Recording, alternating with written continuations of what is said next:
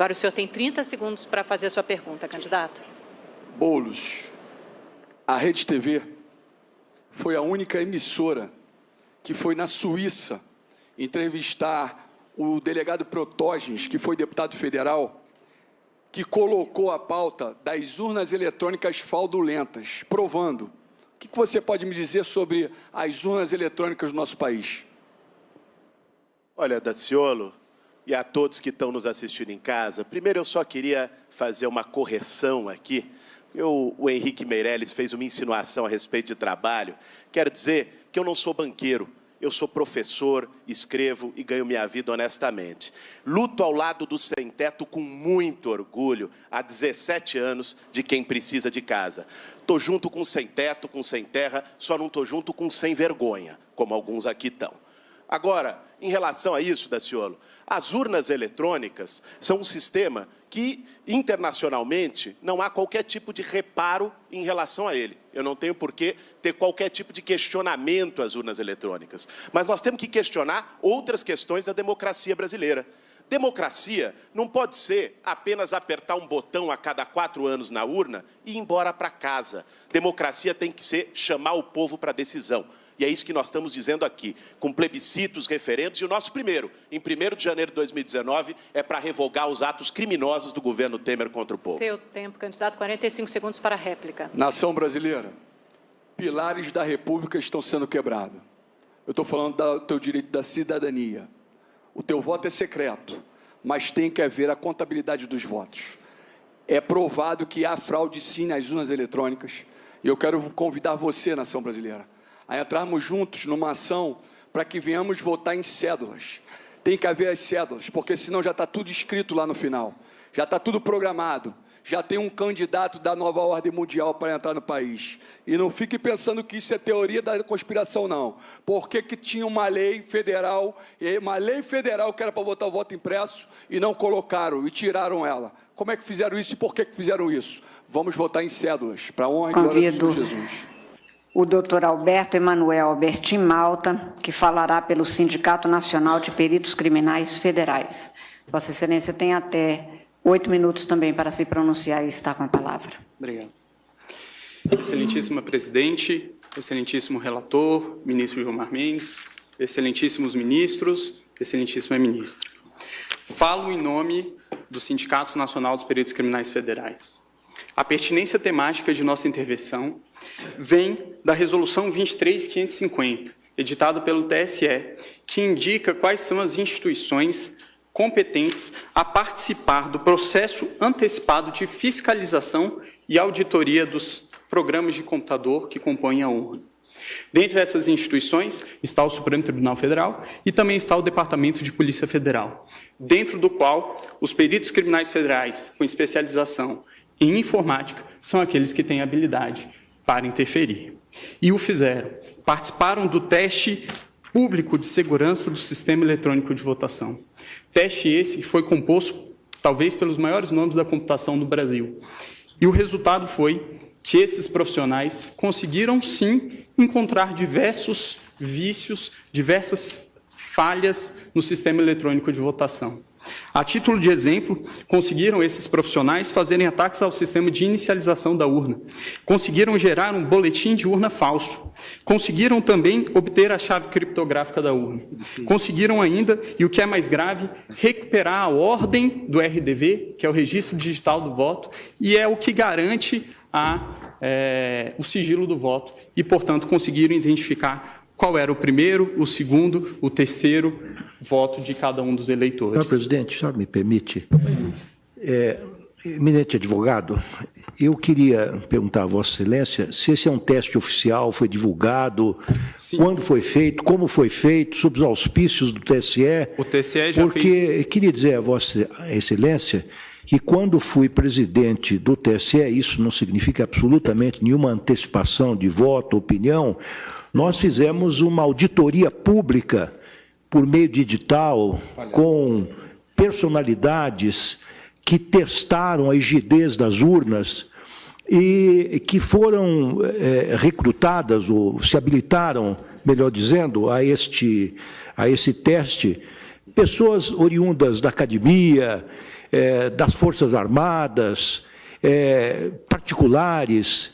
E naquela ocasião, depois de uma semana de testes intensivos, nenhuma falha nas urnas foi encontrada. Então, eu queria apenas que Vossa Excelência, se pudesse, esclarecesse que tipo de teste é esse que foi feito e quando foi feito, sob os auspícios de quem, a pedido de quem e como é que isto foi divulgado. Os testes foram feitos... E a participação, se possível, agregando a Vossa Excelência, do próprio Tribunal Superior Eleitoral, que faz esses chamamentos públicos diuturnamente. Os testes... Porque essa, senhor presidente, é uma imputação muito séria. Da maior gravidade. Da maior gravidade. Séria, e precisa verificar a verossimilhança disso. Eu estou impedido, senhor presidente, que eu formulei um pedido nas informações, mas eu queria apenas esclarecer que há menos de um mês foi realizado o último teste. Isso. Todos os processos eleitorais são feitos. E eu queria saber se foi nesse teste que... Teste de 2017 e de 2016. Ah, sim. Agora, principalmente foi encontrado na tribuna é um dever do advogado. Pelo grupo G4, que é o grupo do advogado Peixinho, do perito Peixinho, pelo grupo também do professor Diego Aranha, da Unicamp, e também pelo grupo do professor Dourado Rezende. Ok? Se o relatório do TSE... Para deixar isso claro, o TSE, com licença do advogado, o TSE, a rigor, sempre fez esses testes. Todos os chamamentos são feitos. E isso está, inclusive, nos atos normativos que balizam toda essa questão. E houve, de fato, e o tribunal sempre chamou, na verdade, chama os melhores hackers, os melhores peritos para fazerem esse teste em nome da segurança do sistema. E depois faz o reteste, de modo que isto, neste caso, inclusive, o tribunal reconheceu o trabalho do professor Diego Aranha, que conseguiu progresso, mostrou falhas e depois houve a reprogramação. De modo que isso é absolutamente normal e só mostra a seriedade com que o TSE tem se havido nesse tipo de matéria. É absolutamente rotineiro isso que se faz. Mas só para efeito de... Eu essa é uma afirmação que está sendo feita da tribuna, é muito séria. O questionamento do ministro Lewandowski, exatamente porque talvez as pessoas não saibam que estes testes são feitos a cada período, publicamente, com chamamento público e dado a público, inclusive, todas as informações relativas, mas Vossa Excelência continue e eu darei o interregno do questionamento. Obrigado, e apenas em resposta ao questionamento, o relatório a que me refiro é o relatório mencionado pelo ministro Gilmar Mendes e que está disponível no site do TSE. A minha indagação, o último reteste feito é de 2018, esses dados? 2017. 2017. 2016, 2009, 10, 16 e 17. Mas, a despeito de tudo isso, os peritos criminais não estão aqui para um retrocesso. Os peritos criminais reconhecem, com certeza, os grandes avanços que foram conquistados pela urna eletrônica. E é bom que fique bastante claro que a impressão do registro de voto não é um adeus ao voto eletrônico. O voto eletrônico permanece sendo um voto eletrônico, apenas com mais um mecanismo de auditoria. E aí é importante trazer quais são os 3 principais pontos que são indicados como as auditorias possíveis e viáveis em uma situação como essa. Indica os técnicos responsáveis pela elaboração do sistema que o RDV seria o registro digital do voto, seria um mecanismo para se apurar, se embaralhar os votos e se apurar a quantidade de votos. É bem verdade, mas esse sistema, o RDV, apenas permite apurar se foi adicionado ou excluído algum voto, e não se o voto foi registrado devidamente como o eleitor confirmou no momento que apertou o botão. O boletim de urna, do mesmo modo, ele permite sim uma auditoria, mas ele permite a auditoria da conferência conquistada escrito no boletim de urna com os resultados que foram apresentados no site do Tribunal Superior Eleitoral. Mas ele não permite, novamente, se verificar se o voto foi registrado de maneira adequada. E, por fim, a votação paralela, que resolveria essa situação que apresento, que seria o ato de se pegar algumas urnas no dia da eleição e fazer a simulação de uma votação para se verificar se a urna registrou adequadamente os votos. Elas, segundo informações do professor Pedro Dourado Rezende, na audiência pública realizada no Congresso Nacional, não seriam suficientes para isso, porque qualquer programador com pouco tempo e poucas linhas no código-fonte, conseguiria programar o sistema para que ele identificasse que o registro biométrico está sendo dispensado com um percentual acima do normal e para que, portanto, os vícios não surgissem nesse teste. Então, o professor, não vou ler por conta dos 8 minutos que me foram limitados, qual é o posicionamento do professor. E indica ainda o professor Diego Aranha, que existe ainda a possibilidade de fraude interna. Obviamente, os peritos criminais não estão aqui a dizer que existe algum tipo de fraudador dentro do TSE, nunca diremos isso e acreditamos que todos que estão lá são corretos. Mas o que está a se dizer aqui é que a democracia de um país não pode estar sujeita ao controle de alguns poucos técnicos que têm acesso ao código-fonte e também às chaves criptográficas.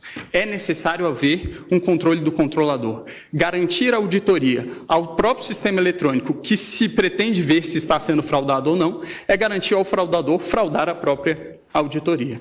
Então, a impressão do voto, ele permitirá que, em eventual situação de dúvida a respeito da rigidez do processo de escrutínio, possa haver efetivamente uma auditoria. E em relação a algumas das preocupações que foram trazidas pela Procuradora-Geral, várias delas já foram respondidas por uma resolução que veio a ser editada posteriormente pelo TSE, que é a Resolução 23.521, que dispõe, inclusive, como funcionaria no caso de a urna dar um problema, a impressora travar. Dispõe a resolução que existirá também uma impressora de contingência, haverá um lacramento sem contato humano para que essa impressora possa ser substituída. Também em relação ao argumento de que deficientes visuais não teriam como verificar o voto impresso, foi editado também em 2017 a Resolução 23.554 pelo TSE, que dispõe que o deficiente visual poderá ser acompanhado de uma pessoa de sua confiança. Sobre o risco também de que, durante uma pane da impressora, o fiscal de urna poderia chegar e ver qual é o voto daquela pessoa que está dentro da cabine, esse argumento também não me parece bastante plausível, tendo em vista que a urna eletrônica também pode travar com a sua tela congelada e também um fiscal de urna teria que entrar para trocar pela urna de contingência. O Brasil, excelentíssimos ministros, é o último país que ainda adota o sistema DRE sem o VIVPET. O VIVPET é exatamente isso que nós estamos falando, que é a impressão do registro. Países que em algum momento já adotaram o sistema que hoje adotamos, já o abandonaram. A título de exemplo, Alemanha, Bélgica, Holanda, Irlanda, Inglaterra, Rússia, Índia, Estados Unidos, Canadá e México. Por fim, excelências, utilizaria aqui mais uma vez a fala do professor Diego Aranha, que o ministro Gilmar mencionou, quando se trata dos argumentos de preço de viabilidade temporal. E aí eu vou tomar a liberdade de ler nesses meus últimos minutos. Diz o professor: é inegociável a existência de um registro físico para fins de transparência. Em situações de vitórias cada vez mais apertadas, não se pode ter dúvida sobre o resultado correto das apurações. Sobre a questão orçamentária, eu gostaria de finalizar dizendo que a possibilidade de auditoria de uma eleição não deveria ter preço. Esse é o requisito de qualquer eleição, provar para os participantes que o resultado é acurado e honesto. Isso não deveria ser negociável. A discussão, se não é possível acomodar no sistema atual brasileiro, para que ele possa ser transparente, inverte completamente a sequência lógica das coisas. Transparência é um requisito. E ainda em relação ao preço, são vários os exemplos que podem ser encontrados na rede mundial de computadores de gastos semelhantes com coisas que, acredito eu, não tragam tantos benefícios à democracia do país. A título de exemplo, o governo federal gastou 800 milhões de reais em publicidade no ano de 2017. O valor estimado para a impressão do voto, é de 2 bilhões de reais. Por fim, inexiste inconstitucionalidade no dispositivo. O dispositivo, a nosso ver, apenas torna mais constitucional o estado de coisas constitucional que já existe, e é nesse sentido que os peritos criminais federais requerem que seja julgado improcedente os pedidos da inicial. Agradeço a atenção de todos. Nação brasileira, maldito é o homem que confia no homem, mas bendito é o homem que confia em Deus. Parem de acreditar em homens, parem de acreditar em partidos políticos, eles são todos amiguinhos. Se eu olhar aqui à minha frente, eu tenho o Álvaro Dias, eu tenho o Henrique Meirelles, eu tenho o Geraldo Alckmin e Marina. Tudo aqui é praticamente PSDB, são amigos, Todo mundo é amiguinho, todo mundo fica rindo, brincando. Enquanto você está sofrendo, quando termina tudo, não pense que são inimigos. Eles sentam e começam a conversar. Eu deixei de falar da Marina, mas a Marina, há pouco tempo, na última eleição, apoiou o Aécio Neves, que é do PSDB. Então é tudo uma coisa só. Ei, quer transformação? Acredite no Senhor Jesus Cristo. Ele vai dar transformação para a nação brasileira.